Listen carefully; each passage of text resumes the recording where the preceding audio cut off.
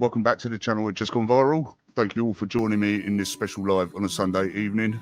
Today is Sunday, October the 21st, 2025. And in this live, we're going to be covering the Manchester Synagogue attacks.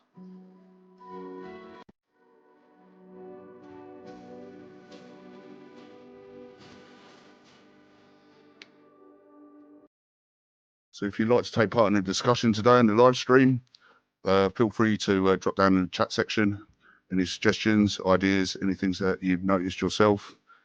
First of all, what we'll do is, while we wait for a few more people to join us, is we'll do a roll call and just see where people are listening from across the world. So if you want to drop down in the chat section where everybody's listening from, and we'll get into the video shortly.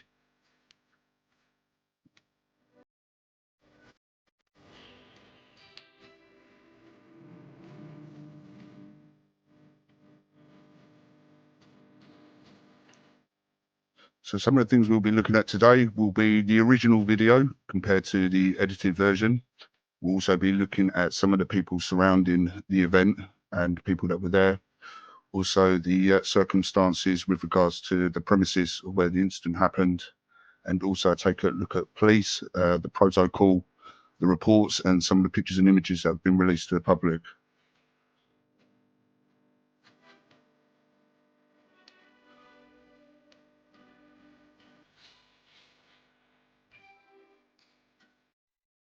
So if you're new here at the channel, we like to cover crime and news and give analysis.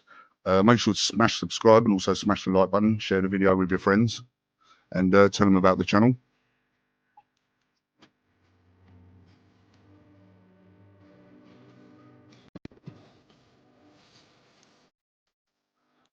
Okay, with that being said, I'm going to jump straight into the live stream.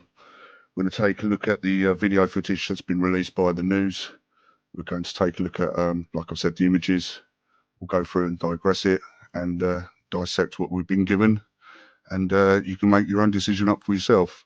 Obviously, this is no sort of conspiracy live by any means. It's literally just presenting the facts and evidence that's kind of already out there in the public domain, and just some things that people have questioned or raised that nobody seems to have addressed. So what we'll be doing is going through the video footage that I've collected, and you'll be able to see yourself the inconsistencies. And then it's kind of up to you really to kind of make your own decision.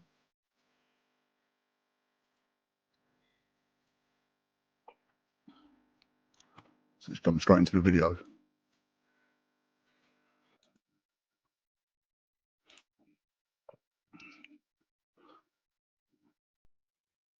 Okay, so what we're going to do first of all is we're going to take a look at the original video that was released. This video was kind of one of the first videos that was released into the mainstream media. There was the same video that was then released later on in the day on several different news channels, which seemed to be edited and a certain keyword taken out that seems to be quite important. The only reason that I say that this word's important, because if it wasn't important, there would have been no need to chop it out and edit it out of the video. So we'll take a look at that, and you'll see what's been said, and you can kind of make your own decisions. And as we go through the video, I'll stop at some points and point out certain things. Like I said, if there's anything that you'd like to add yourself, please do in the chat section. If you've got any good questions, then we will obviously pin them up on the screen.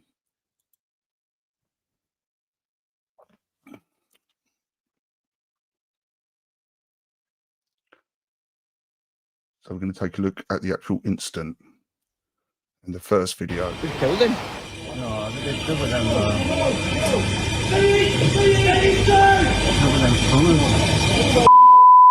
Everybody else, get back! If you're not involved, move back!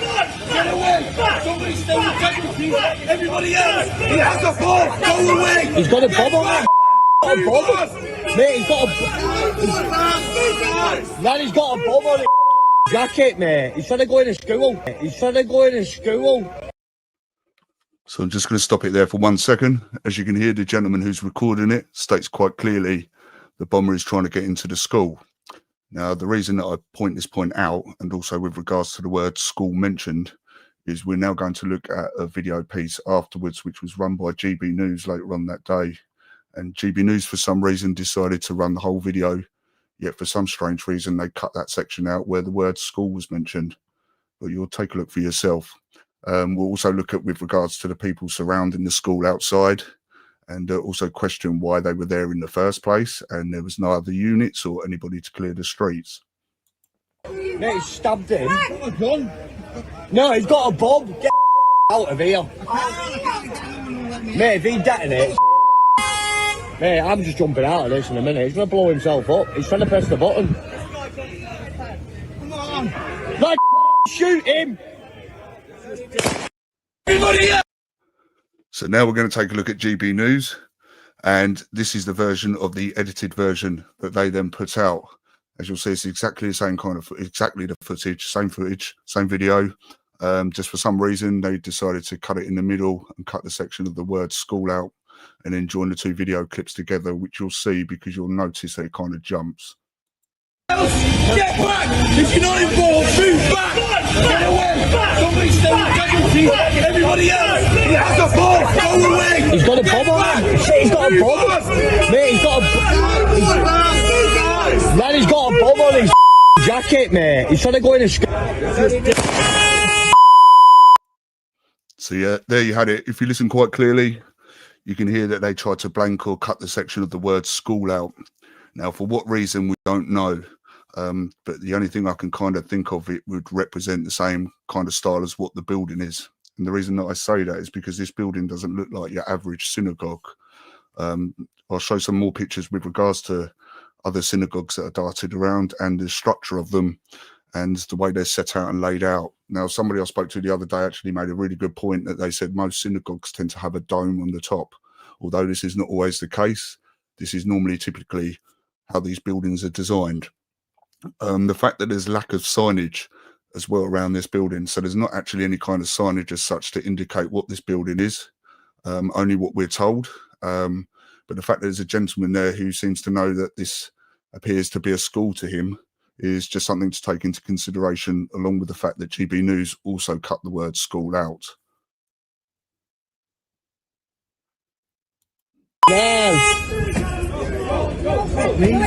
He's got bombs on him.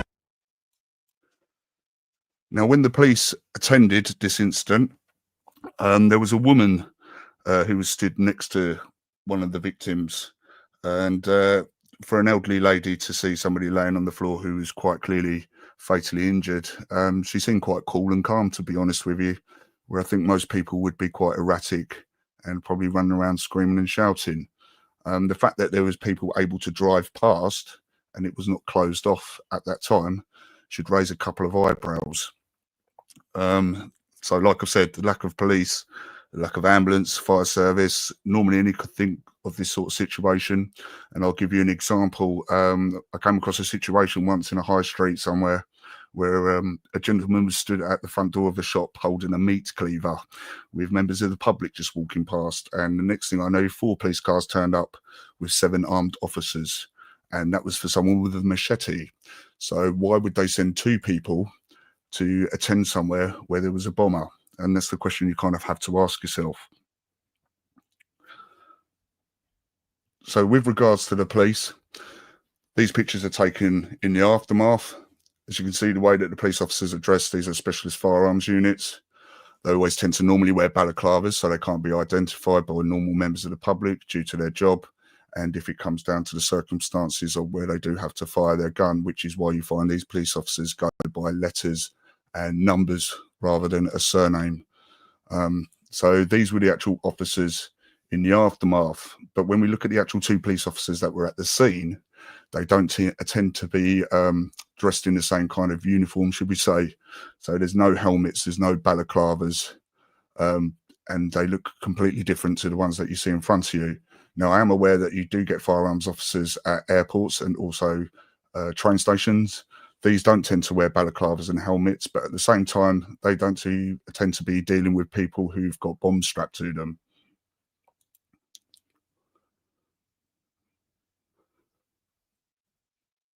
So these were the 2 police officers at the scene. As you can see, both not wearing helmets.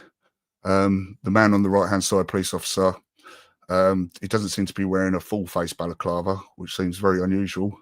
And the police officer on the left-hand side is not wearing a helmet or a balaclava.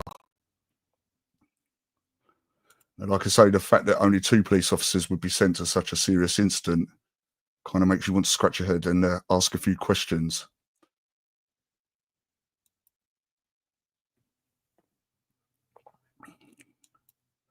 Also, the fact that, like I've said, there were people outside walking around. There would have been other police officers to attend the scene to clear the streets and block that off if there wasn't any other kind of emergency services that would have turned up first and done that job in the first place. I did look at other pictures of this building, which is what I put a post out for on the community wall the other week, with regards to seeing if someone could get me a recent picture of this. And the only reason being is there were 2 images that were published. One is the image that you see in front of you, and the other image was an older image where the doors were not actually black, but they were red framed with large glass windows. So the reason that I asked for that post is because the news article that came out showed one picture of the building which had red doors, and then obviously the video footage showed the doors as black, and they had lots smaller windows than what the red frame doors did.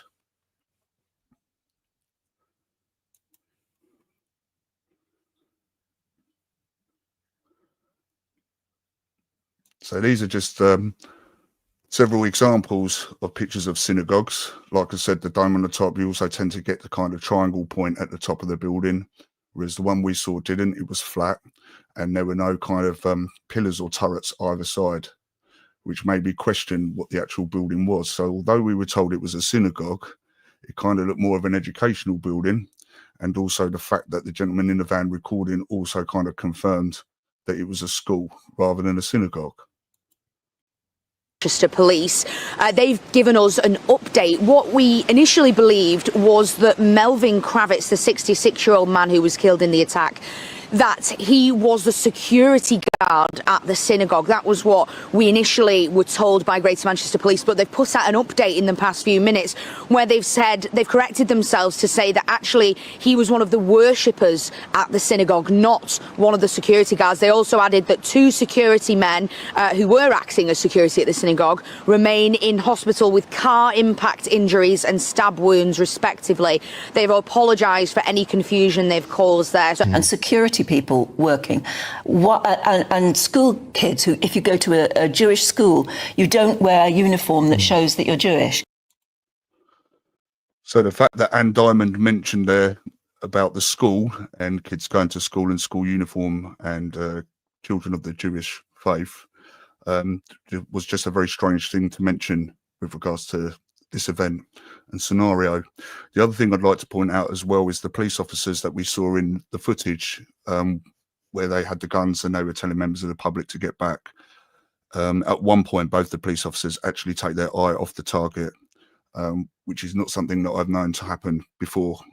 Even if you had one police officer turn around, there'd still always be one officer that would have their firearm obviously on the target, just in case anything else happened. We were also told that this gentleman attacked 3 other individuals with a knife, but I've never known someone who's attacked somebody with a knife to come out so clean without any blood stains on them or any blood on their hands. So that's just another thing to take into consideration compared to what we were told. The other thing we're going to look at now is the pictures with regards to outside the front of the synagogue. We were told also that one of the men that lost his life was fatally wounded from the gunshot. We were told there was only 1 gunshot, and we heard 1 gunshot. And this gunshot is believed to have gone through the terrorist, through the front door, out the other side of the front door, and then into somebody else. So I'll kind of let you work that one out for yourself. And if anybody can kind of make that make sense to me, then you're more than welcome to. So what we were told is that the terrorist attacker was shot, the bullet went through him, out the other side, into the door, out the other side of the door, and then into one of the worshippers. Now, what I'd also like to point out about this picture in front of you is there's going to be 2 things. So the first thing is going to be the door window to the right-hand side, where you can see somebody's head. I've actually seen a better and clearer image of this picture, but I was struggling to find it again. Now, the man who's actually behind the door in the window doesn't actually look anything like Jewish. If anything, he looks Muslim. The other thing to point out as well is there were 2 types of photos that were circulating around on the internet. One of them is the one that's shown in front of you with the black railings, and the other picture that was also shown and published was a picture of the same man with no railings.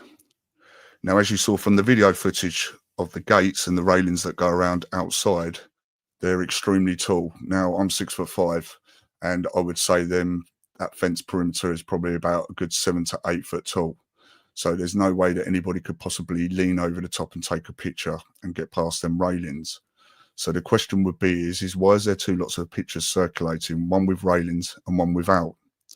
Now, when you look to the window as well on the right-hand side here, bearing in mind it's the same photo, you can't see anybody behind the glass because it's now mirrored and reflected, therefore blocking out the person who was stood behind it. We're also going to take a look at the railings, which is what I pointed out a minute ago. Now, if you looked at them railings, they were very small gridded, almost like a rectangle shape, very thin, kind of going horizontal wise. Now, when you look at the railings of the actual building that's outside, so this is the one which was shown on the left-hand side. As you can see, the small grid of the railings, it's a kind of rectangle shape, going horizontal and very tightly kind of knitted together. The grid is, there's not a lot of space to it. Yet when you then take a picture and look at the photo, look at a picture in the photo from the image that was taken from the video, you can see for yourself that it's a completely different fence. So it doesn't have small rectangles or grids, it actually has quite large square ones. So there's a couple of inconsistencies for you there. One is the picture with the railings that are rectangle. The other one is the picture without the railings. And then as you can see clearly from the image in front of you, that the railings don't match up with the railings that are in the photograph.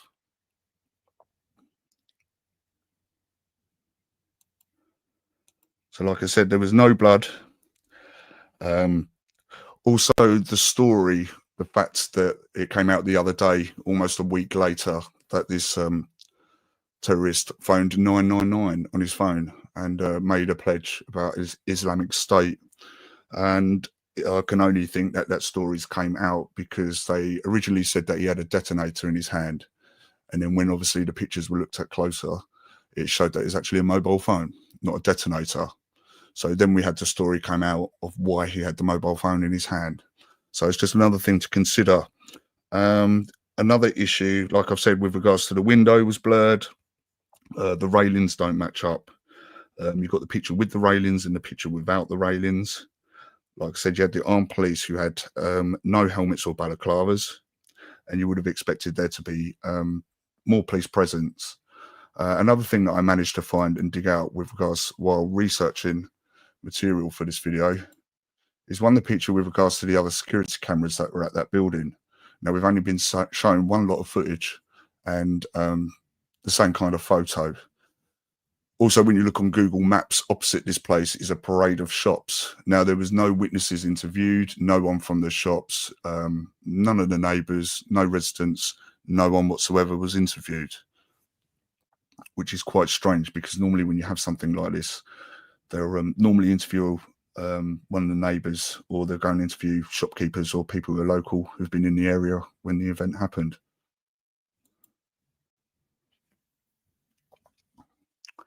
So what you see in front of you is the actual street map and the blockade that they put off. Towards the bottom part of the screen, as you can see, there's a green line that goes kind of halfway up a road and then it stops. I believe that's the actual road and street that the synagogue sat on.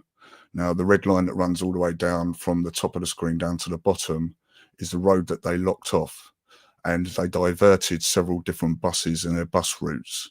Now, the question you have to ask yourself for this is you could understand kind of if they'd locked the road off of what the actual synagogue sat on. But from looking at this looks like it covers almost nearly a 5 to 8 mile radius, So the question would be is why would you need such an extensive border in place to stop people getting anywhere near the scene? Is another thing to take into consideration.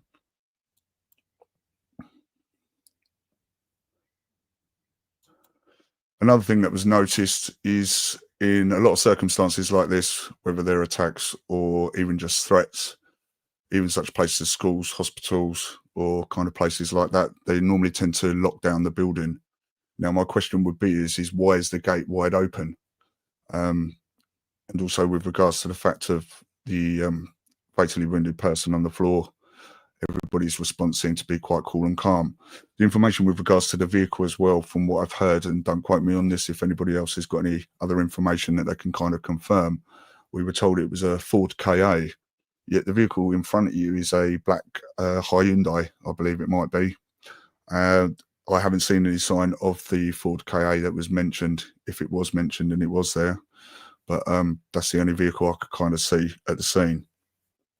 So the fact that they haven't locked the gates and the gates are quite widely open would kind of leave an escape route, so to speak, for someone wanting to escape the premises, which is a little bit baffling.